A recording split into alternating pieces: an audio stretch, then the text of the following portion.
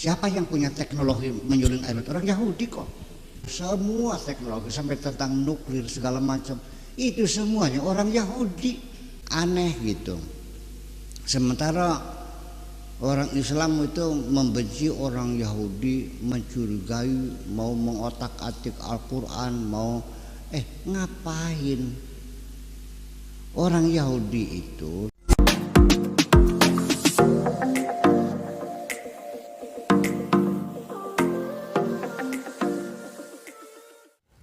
ketika membahas Israel, sebagian orang mungkin akan langsung teringat konflik berkepanjangan antara negara tersebut dengan negara tetangganya, yaitu Palestina. Tak cuma dengan Palestina, hubungan Israel dengan sejumlah negara di kawasan Timur Tengah juga dikatakan tidak harmonis. Lalu, seperti apa dan bagaimana dengan produknya yang sudah menyebar luas di Indonesia dan dipakai oleh orang Indonesia, baik oleh Muslim, non-Muslim, maupun umat lainnya? Seperti apa dan bagaimana? Berikut kita saksikan jawabannya dari Pak Kiai Haji Buya Syakur. Selamat menyaksikan. Saya minta penjelasan tentang boikot produk Yahudi. Apakah benar ketika kita membeli produk-produk Yahudi berarti kita ikut membantu mereka, orang-orang Yahudi, dan memerangi orang-orang Islam? Itu saja, terima kasih. Wassalamualaikum warahmatullahi wabarakatuh. Salam. Ini dua pertanyaan ya. Yang kedua, Pak Arif gimana tadi? Boikot produk Yahudi. Ya. Itu betul tidak? Itu sebagai andil begitulah. Ya. Oke. Begini, untuk jadi santri saya tidak ada satu persyaratan pun. Tidak perlu kelakuan baik. Tapi nanti aturannya setelah menjadi santri. Iya dong. Iya. Ya syaratnya gampang aja lah ya. Jangan pernah malu bertanya, itu saja. Ilmunya ilmu pamungkas saja nih ya. Kalau tidak ngerti jangan disembunyikan, jangan takut ketangguhan goblok. Kalau Anda pengen pinter jangan takut ketangguhan goblok. Ya, orang yang takut ketangguhan gobloknya itu sama dengan mengabadikan kegoblogannya. Ya. Kemudian produk Yahudi ini persoalan embargo yang produk-produk itu saya kira ya bisa diakalin kok semuanya. Dulu produk Taiwan dicekal oleh Cina daratan ya gitu. Ya tetap aja dibawa ke Singapura, distempel made in Singapura, selesai kok. Ya. Bagaimana mau apa namanya? Mengembargo ya? Memboikot ya, begitu embargo, memboikot produk Yahudi.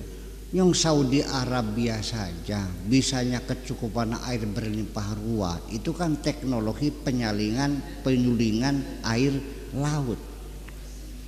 Siapa yang punya teknologi menyuling air laut? Orang Yahudi kok. Sekarang apa yang diboikot? Hampir semua temuan teknologi, apakah itu IT, apakah itu kosmologi, apakah itu semua teknologi sampai tentang nuklir segala macam, itu semuanya orang Yahudi. Apa yang mau diboikot? Iya kan? Kalaupun orang Yahudi ya minimal ada turunan darah Yahudinya. Itu ya saya juga menjadi aneh gitu. Sementara orang Islam itu membenci orang Yahudi, mencurigai, mau mengotak-atik Al-Quran, mau ngapain? Orang Yahudi itu tidak mungkin ingin merubah-rubah Al-Quran. Sebab Al-Quran yang ada sekarang nih sudah menguntungkan orang Yahudi kok.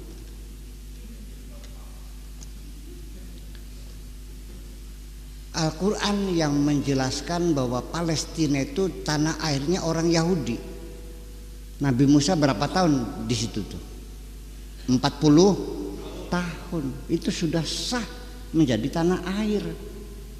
Australia saja, kalau Anda tinggal di Australia 5 tahun tidak keluar-keluar, itu punya hak, punya warga negara. Makanya TKI TKW di Australia itu kalau sudah 4 tahun atau kurang 5 tahun harus keluar dulu, nanti masuk lagi pakai visa baru lagi supaya jangan sampai punya hak untuk jadi warga negara. Nah, sedangkan orang Yahudi di Palestina 40 tahun, ya kan? Betul nggak? Ya, jadi mereka mengatakan kitab suci kamu membenarkan kami. Satu. Yang kedua, Al-Quranlah yang mengakui bahwa Yahudi bangsa super. Apa katanya? Wa faddalnakum 'alal alamin. Allah memberikan keistimewaan orang Yahudi di atas bangsa-bangsa yang lain, bangsa yang cerdas. Jadi ya, saya kira persoalannya bukan persoalan agama. Kalau Yahudi mah sebetulnya agamanya agama duit kok persoalannya. Iya kan? Mereka mah nggak peduli dengan masalah. Yang penting mereka bisa kaya, bisa ya kan, duit banyak, itu aja persoalannya. Jadi ya embargo juga. Sekarang gimana embargo? Apanya embargo?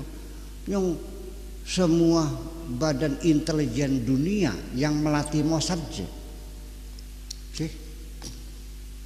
produk-produk yang ini ya mungkin, tapi kalau produk pemikiran, keilmuan ya nggak bisa dong. Itu mah hanya formalitas, sebetulnya mah formalitas simpatisan kita dengan perjuangan rakyat Palestina. Ya dong, setia kawan nggak? Perlu dong, gitu aja. Sampai di paspor kita ditulis ya kan, berlaku for all countries except Israel, berlaku untuk semua negara kecuali Israel. Itu di paspornya begitu. Ya, tapi tetap aja hubungan antar negara mah berjalan mulus-mulus saja kok, nggak ada masalah. Sampai Gus Dur mengatakan kan dulu pernah ada rencana buka perwakilan diplomatik ya dengan iya kan, mungkin dia berpikir praktis. Ngapain disembunyi-sembunyikan? Yang kerjasama terus berjalan ya diformalkan sekalian, diresmikan, terbuka, daripada kita sembunyi-sembunyi. Ya mungkin saya bisa memahami Gus Dur memilih kita jujur saja daripada kita terus bermunafik, kan begitu mungkin. Saya kira mungkin begitu. Itu jawabannya. Makasih. Terima kasih pada sahabatku sekalian yang dikasihi Tuhan. Apa yang disampaikan oleh Bapak Kiai Buya Syakur sudah mewakili kita sebagai orang Kristen yang sebenarnya. Itulah jawaban yang sesungguhnya dari Pak Buya Syakur, sudah mewakili kita umat-umat Kristen yang secara tidak langsung untuk menjawab pertanyaan-pertanyaan dari umat Muslim secara khususnya mengenai penggunaan produk atau alat-alat dari bangsa Yahudi. Sudah terjawab semuanya oleh Pak Buya Syakur.